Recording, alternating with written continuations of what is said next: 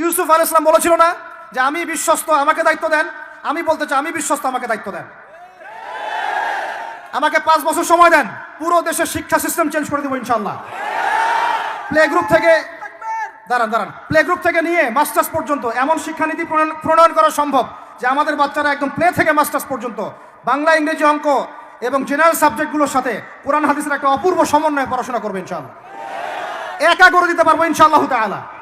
আমাকে এরকম 100 জন শিক্ষাবিদ দেন, 100 জন আলেম ওলামা দেন, একটা প্যানেল করে দেন, পুরো দেশের শিক্ষা চেঞ্জ করে দেওয়া যাবে ইনশাআল্লাহ।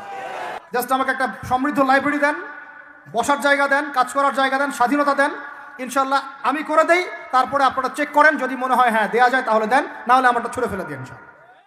সে মাশাআল্লাহ ডক্টর হয়েছে, হওয়ার পরে এখন সে দেখছি কসাই হয়ে গেল। তাহলে কোন শিক্ষাটার ঘাটতি হলো? নীতির, নৈতিকতার, ইসলামের ওই বুঝটা নাই, পরকালীন কনসেপ্ট নাই। একজন ইঞ্জিনিয়ার মাশাআল্লাহ আপনি theta, sine theta, cos theta সব তো বুঝেন মাশাআল্লাহ। আপনি একজন আর্কিমিডিস থেকে শুরু করে পিথাগোরাস সব করে ফেললেন, কিন্তু ইঞ্জিনিয়ার হয়েও তো আপনি চোর হলেন। তাহলে কোন শিক্ষার অভাব হলো বলেন? একটা মেয়েকে আপনি দেখছেন মাশাআল্লাহ এগিয়ে যাচ্ছে, বাপরে বাপ, ফেমিনিস্ট রেভলিউশন। আদতে ওর গায়ে এখন একটা গেঞ্জি, ওর গায়ে পায়ে একটা জিন্সের প্যান্ট, বাহিরের চলাফেরা দেখে তার অঙ্গ প্রত্যঙ্গ সব স্পষ্ট দেখা যাচ্ছে, সে স্পষ্ট বেপরদায় চলছে। একটা ছেলেকে আপনি দেখছেন বাহির থেকে পড়ে আসলো, এসে এখানে ট্রান্সজেন্ডার হয়ে গেল, লিঙ্গ পরিবর্তন করতেছে। ছেলেপেলেকে দেখছেন এখানে ডিগ্রি অর্জন করেছে, কিন্তু মাদক ছাড়তে পারছে না, মেয়েদের সাথে জেনা ছাড়তে পারছে না, সমকামিতা ছাড়তে পারছে না। শিক্ষার সংজ্ঞাটাই বা আসলে কি? তাহলে সংজ্ঞাটা কি? এডুকেশনের সংজ্ঞাটা কি আমাকে বলেন? শিক্ষার মূল সংজ্ঞাটা কি? আমরা কি এই বিশ্বের মূল শিক্ষা ব্যবস্থা কি মুসলমানরা গড়ে দেয় নাই?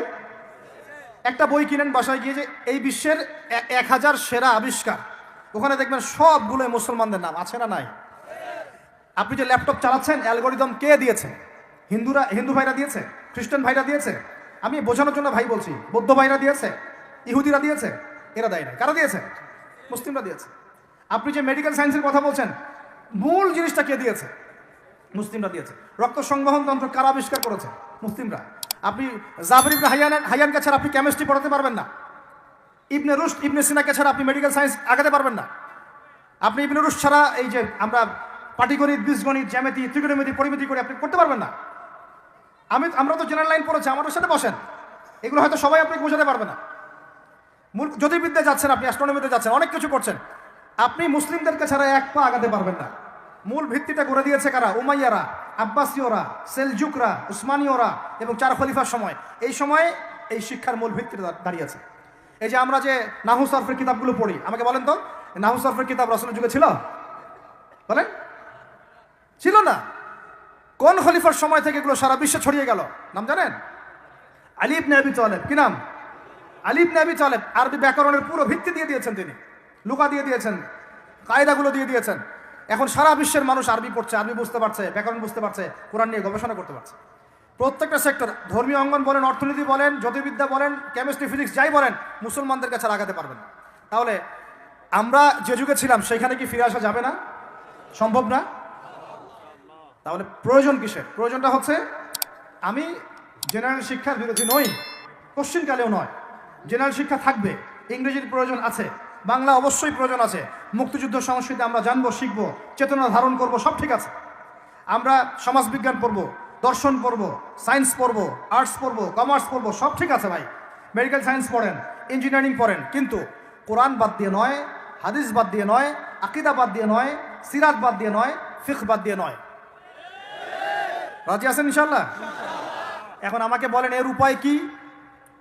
এর আসল উপায় কি? এখন এটা কি আপনি চাইলেই প্রতিষ্ঠা করতে পারবেন? আমার ক্ষুদ্র জ্ঞানে আমার কাছে 3টা উপায় মনে হয়। কয়টা উপায় ভাই? এক নম্বরটাই সবচেয়ে সেরা উপায় এবং সবচেয়ে কঠিন উপায় এবং একই সাথে সবচেয়ে ইফেক্টিভ উপায়।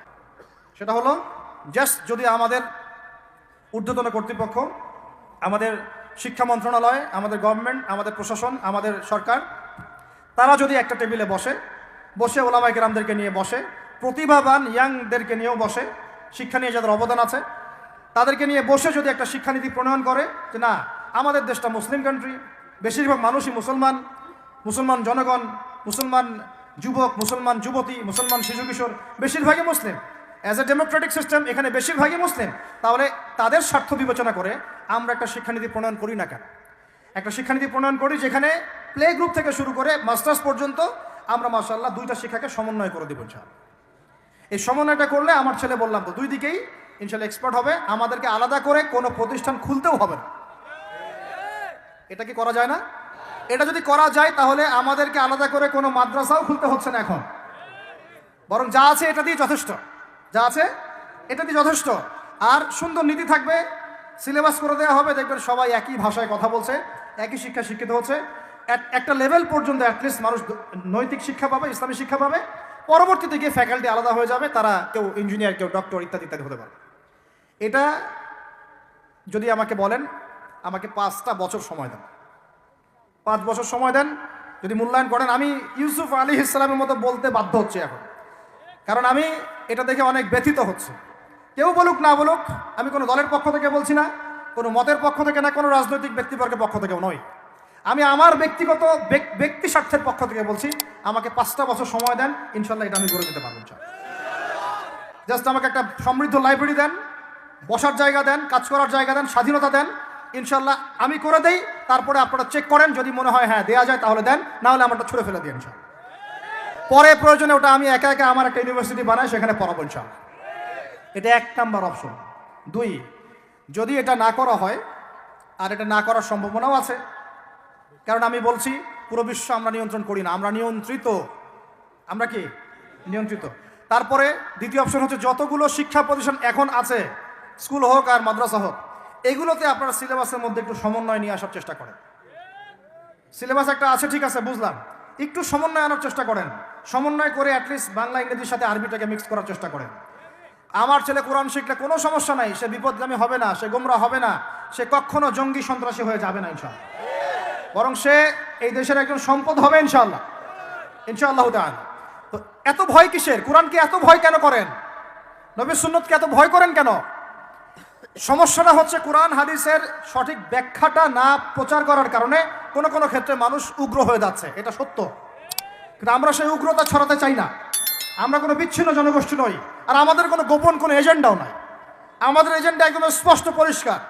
আমরা বাইতুল মুকাদ্দাস চাই, আমরা মুসলমানদের মধ্যে নৈতিকতা চাই, সুন্দর শিক্ষানীতি চাই, হালাল অর্থনীতি চাই, এবং হালালভাবে বেঁচে খেয়ে আল্লাহর ইবাদত করতে চাই, এতটুকুই।